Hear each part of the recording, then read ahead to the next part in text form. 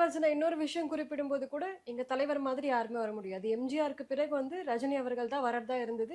ஆனா சில மிரட்டல்கள்னால வந்து ரஜினி அவர்களால வர முடியல. திரும்ப வந்து எதிர்பக்கத்தோட புரொடக்ஷன்லயே அவர் நடிக்க வேண்டிய கட்டாயமும் வந்தது அப்படின்ற மாதிரி குறிப்பிட்டிருந்தார். எப்படி சார் பாக்குறீங்க? கரெக்ட். ஏன்னா இப்போ அவர் வந்து அவங்க தலைவர் இப்படி நின்னாருன்றது எல்லாருக்குமே தெரியும். ஏன் அப்படி நின்னாங்கன்றது எல்லாருக்கும் தெரியும். ஸோ கொடநாட்டில் போய் நின்று கெஞ்சின விஷயமா இருக்கட்டும், தலைவா படம் ரிலீஸ்க்காக காலில் வந்து கெஞ்சி வீடியோ போட்டதாக இருக்கட்டும், சினிமா துறை வரணும் அப்படின்னும் போது ரஜினி பேரை யூஸ் பண்ணிட்டு இன்னைக்கு அந்த பேரை கூட யூஸ் பண்ண மாட்டேன் அப்படின்னு சொல்லி ஒரு பேக் ஸ்டாபிங் பண்ற அளவுக்கு ஒரு கீழ்த்தனமான ஒரு மனிதனை நீங்க தலைவர்னு சொல்றீங்க அப்படின்னா, ஸோ இந்த இடத்துல வந்து நேர்மையா ரசிகர்களுக்கு மூஞ்சிக்கு நேரம் நான் வரலன்னு சொல்லிட்டு போனவர் தான் உண்மையான தலைவர். ஒன்று.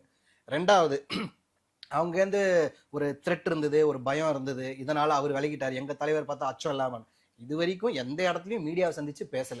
அரசியல் வரலன்னு சொல்லிட்டு போன ரஜினிகாந்த் இன்னைக்கு மீடியா பார்த்தாலும் அரசியல் சார்ந்த விஷயங்களுக்கு நோ கமெண்ட்ஸ், மற்றபடி எதை பத்தி வேணா கேளுங்க, நான் சொல்றேன், பதில் சொல்றேன் அப்படின்றாங்க. எவ்வளவு விமர்சனங்கள் வரலாம், எவ்வளவோ பேர் மீம்ஸ் கூட கிரியேட் பண்ணலாம் விளையாட்டுத்தனமா இன்னைக்கு இருக்கிற கிட்ஸ். பட் அதை தாண்டி மீடியாவை பார்த்தா மீடியா நண்பர்களே அன்னைக்கு எப்படி பேச ஆரம்பிச்சோம் இன்னி வரைக்கும் அப்படிதான். கடந்த 30-40 வருஷமா பத்திரிகை நண்பர்களை சந்திச்சா அவர் பேசுற விஷயமா இருக்கட்டும், இல்ல அணுகிற விஷயமா இருக்கட்டும், எல்லாமே ரொம்ப அழகா பண்ணிட்டு இருக்காரு.